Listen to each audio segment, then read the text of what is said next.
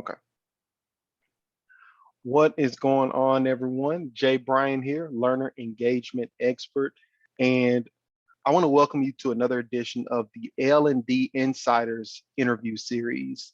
And I have an extremely special guest with us here today. And so I'm going to, of course, let her introduce herself and tell you all a little bit about her and how she came on her journey. However, I want to talk about my introduction to her. So, probably about 6 months ago, I was on actually LinkedIn Learning, and I'm not an affiliate of them or anything. This is just, I'm not being paid to advertise them. That's just where I was when I encountered this individual. And I stumbled upon a course. I am a corporate trainer, and I stumbled upon a course on facilitating workshops. And this guest was the teacher in that course. And when I tell you all that I've been facilitating and training for over a decade, and when I tell you most of what she taught in that LinkedIn learning class was completely new information to me, I kid you not. I was like, why have I never learned these things? And here's the crazy thing, you all. I only got about a third of the way through the class before I had 6 or 7 pages of notes and I had to stop because I was like, I need to apply these things that she said in this part before I go back and finish it. So it was an amazing course. That was my introduction to her. And just leading up to this talk we're going to have, she's been gracious enough to honor us with her time. And I'm very appreciative of that. Great conversation thus far before we hit record. And I'm very happy to have you here. So I want to welcome our guest with that is Dr. Britt Andreatta. Hey, Britt, how you doing today? I'm great, Jay. It's lovely to connect with you and also your listeners. Yeah, thank you so much. Thank you. So I want to start off just asking, what brought you to this point in your career? I mean, if any listeners, if you Google Dr. Andreatta, you'll see she's all over the learning and development space, neuroscience. She is a top level expert. So, Britt, what was your journey from? Like, when did you decide, hey, this is where I want to go, or was it kind of just taking one step at a time, and you ended up where you are now? It's a little bit of both. I mean, I have a career that's unfolded with a bunch of happy accidents and people who really helped shape it along the way. And I feel very grateful that my journey is what it is. Sorry, got to clear my throat.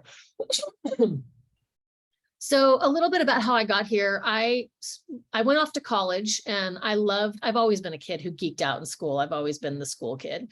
And I got to college and I loved it so much that I didn't leave for a long time. I stayed and worked in higher ed, and I eventually got my PhD in education, leadership, and organizations. So I've always liked that kind of intersection, but I always loved being in the classroom and helping people kind of be their best selves. So that's always been kind of the golden thread. And then I was there for a long time. I was a professor and a dean, and I was there for 20 years in my career. And then I felt like I'd done everything I wanted to do with that age population. So it was time to jump. And I ended up at lynda.com as the chief learning officer, really working on adult professional work. Now lynda.com is now LinkedIn Learning. So we were acquired by LinkedIn. That's where you saw my courses. I have several courses there. And my time there was amazing because I learned how to be on camera. I learned how to film things, and that you could have an asynchronous experience where, as you heard, Jay felt like he got to learn a lot from me, and yet we had never met. And the power of that, the power of being able to reach people around the world was really fun. And then I started to get enough followers because the sales and marketing team at Lynda had put me out on the keynote circuit and speaking at conferences. And then that's where I started getting a following, which really surprised me. I didn't expect to become this thought leader.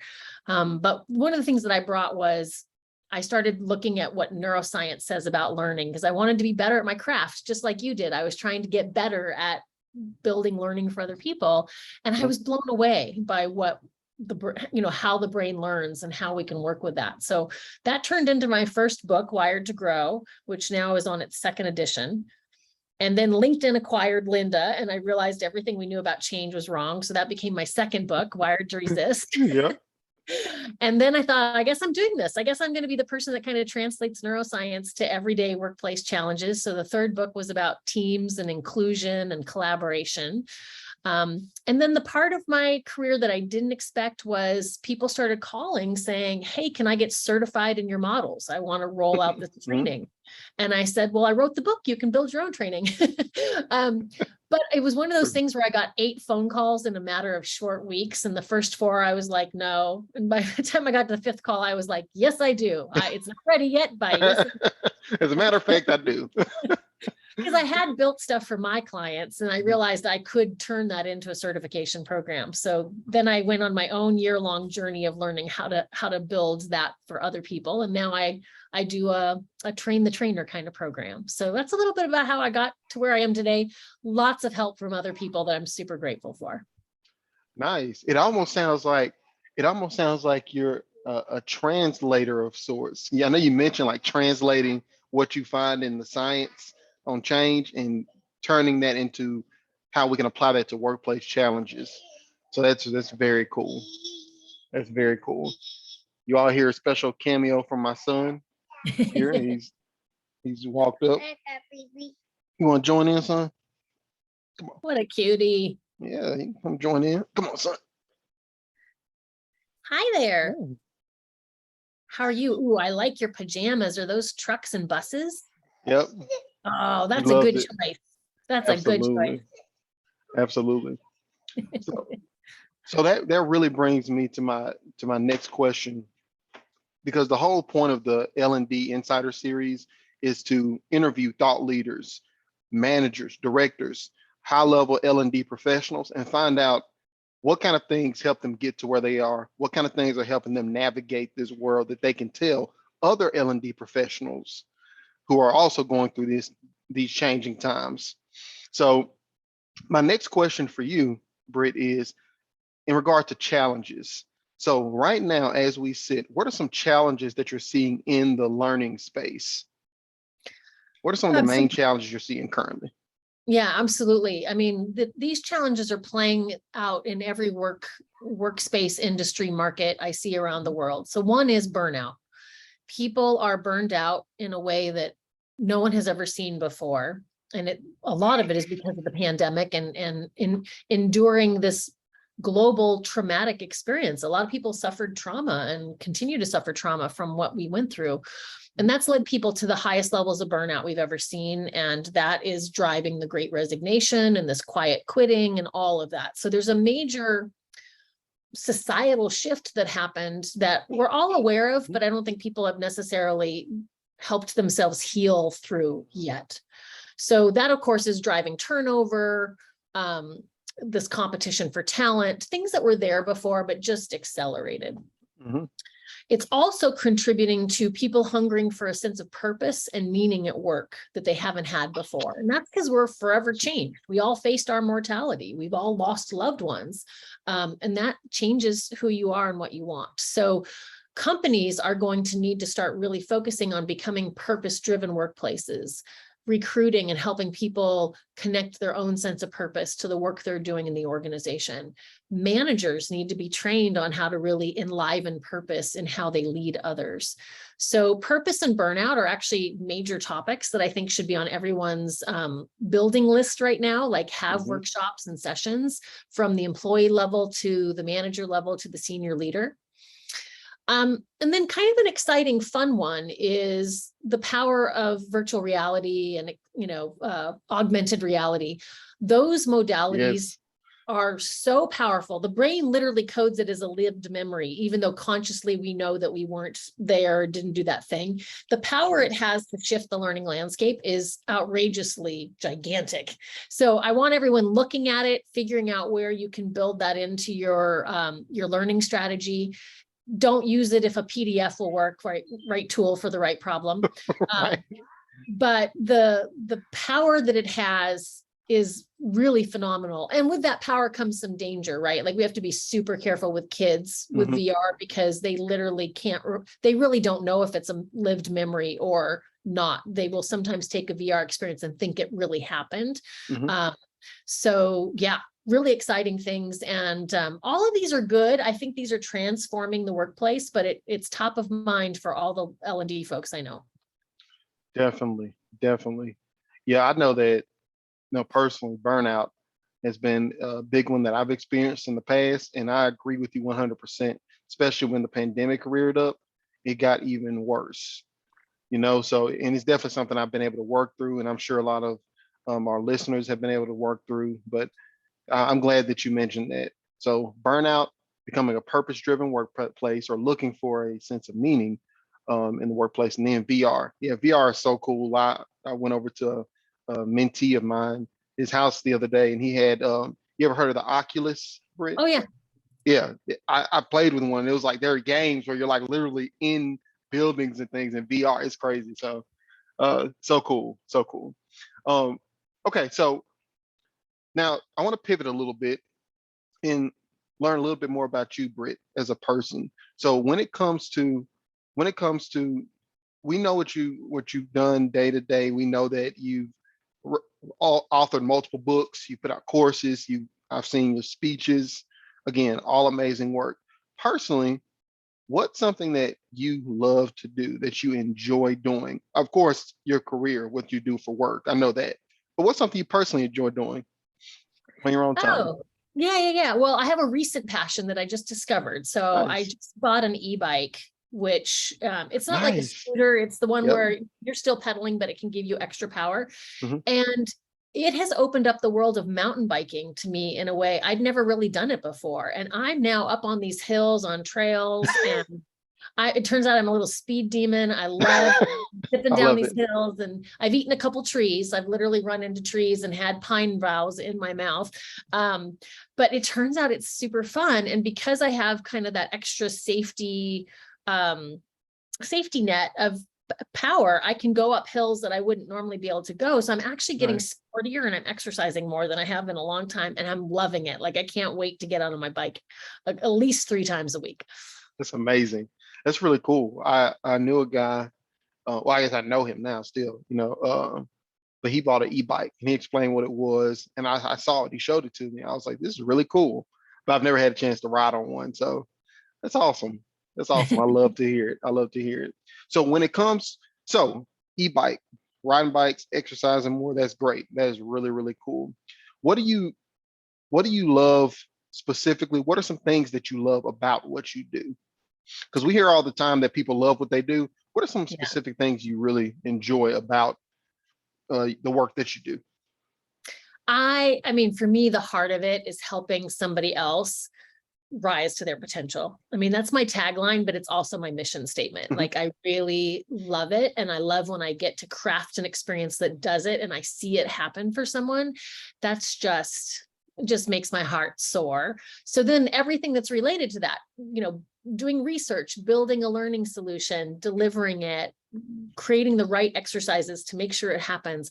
All of that is just so fascinating and fun for me. Like time just stops. Like I can just do it for Absolutely. hours and hours. And then, I'm in a very fortunate place where people like yourself get value from my work and make a point of letting me know. So I get a lot of feedback back that my work makes a difference, which of course is very, very confirming and positive. Yeah. Feels really good, Yeah, it does. It definitely does. It's very helpful. I've learned so much. I was telling Britt before we hit record, you all, I'm literally reading one of her books right now, Wired to Grow. And again, just like that course on LinkedIn, haven't been able to finish it yet because I read a little bit and I'm like, this is completely mind blowing to me. And I'll like write it down a note and write how I can apply this to my life. And I'll go and work on applying that in my training, in my facilitation. So that's awesome. That is awesome. Love Thank you that. so much for that, Britt. And thank you for the work that you do. That's very cool to hear. Thank Um, you. as far as other learning professionals, learning and development professionals, what are some things, where do you see things going in the future? You talked about current challenges that we're facing, right?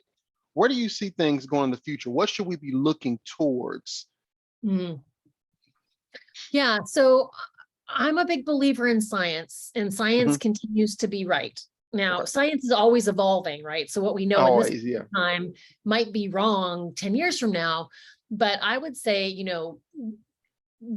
look at neuroscience, look at sociology, look at biology, because when we learn how this human body, mind, spirit operates, we can better help people achieve the goals that, change their behaviors, whatever we're trying to accomplish. But in L&D, we're usually trying to change people's attitudes and behaviors about things.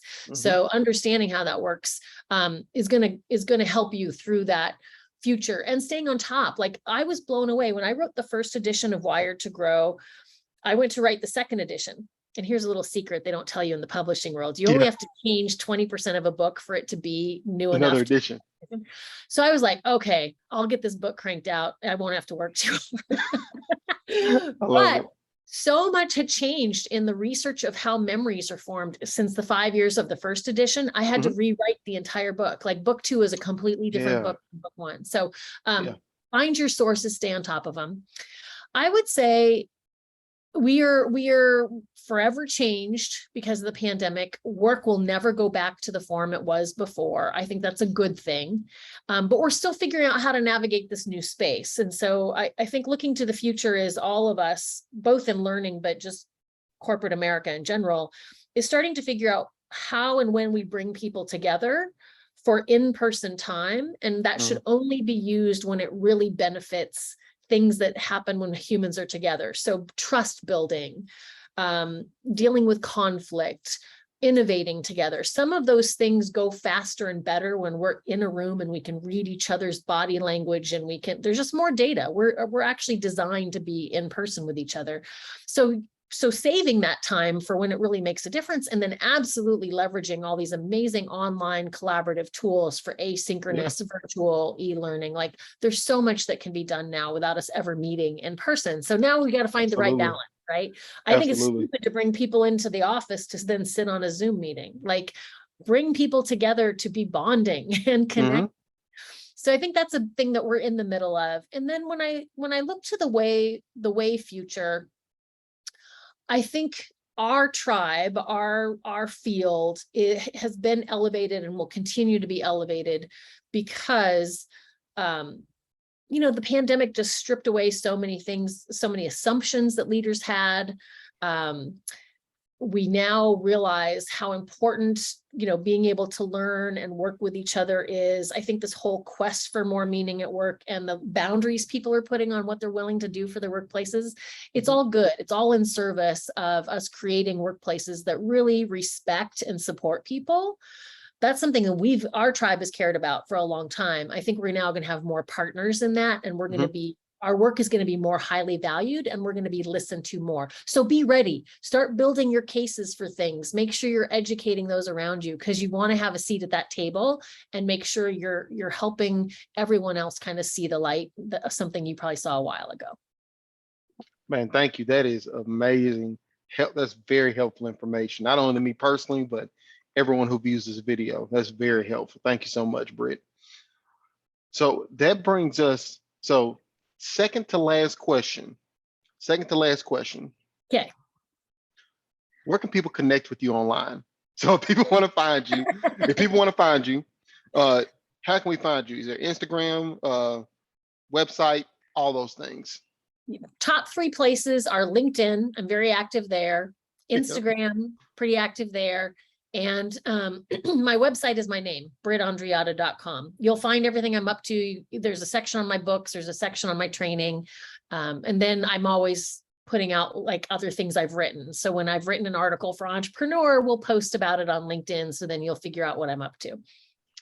I love it. I found her on LinkedIn, if that helps you also. I found her on LinkedIn. It was very helpful. It was great. All right. So last question. If you woke up tomorrow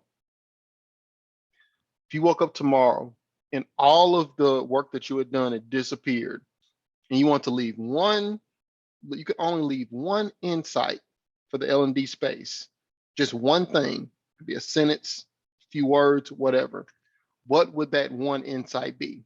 All the other work is gone. All you have left, you can leave just this one little sentence for the L&D space. Oof, that's a hard question, Jay. You've just erased my entire past. I'm feeling it. Yeah. Here's what I would want everyone to know, because from here everything else grows. Humans are wired to become their best selves. we're first wired to survive. We're wired to find a community we can belong to, but our deepest need, our deepest hunger is to become our best selves. We are designed to learn. We're designed to improve. We're designed to get better. So when that is not happening, there's a roadblock somewhere in the system. There's either something in the culture of the workspace. There's a skill that's not being supported with the right learning. There's a roadblock if people are not naturally moving to being their best selves. So that's what I would say is know that humans desire, hunger, and move toward being their best selves. When it's not happening, it's our job to find the roadblocks and remove them. Very, very good. That was really good. I truly appreciate it. Yeah, that was amazing. All right. Well, again, Britt, thank you so much for being here today. I truly appreciate it. I cannot thank you enough. So I do want to just tag on some additional affirmation for you and some appreciation. Thank you for all that you do. You know, your LinkedIn course has been life-changing for me, and I'm not a new facilitator. I've been facilitating adult learners for almost a decade now. I said over a decade earlier, almost a decade at this point.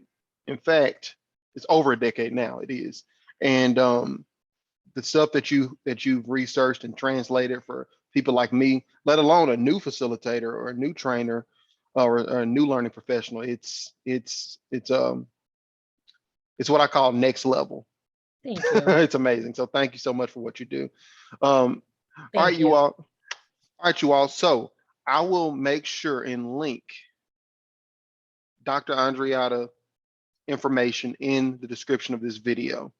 I'll put her LinkedIn. I will link her website and her Instagram as well. Again, thank you so much, Britt. I appreciate it. You all, this has been the L&D Insider Series with Dr. Britt Andreatta. Thank you again. Y'all have a great one. Peace.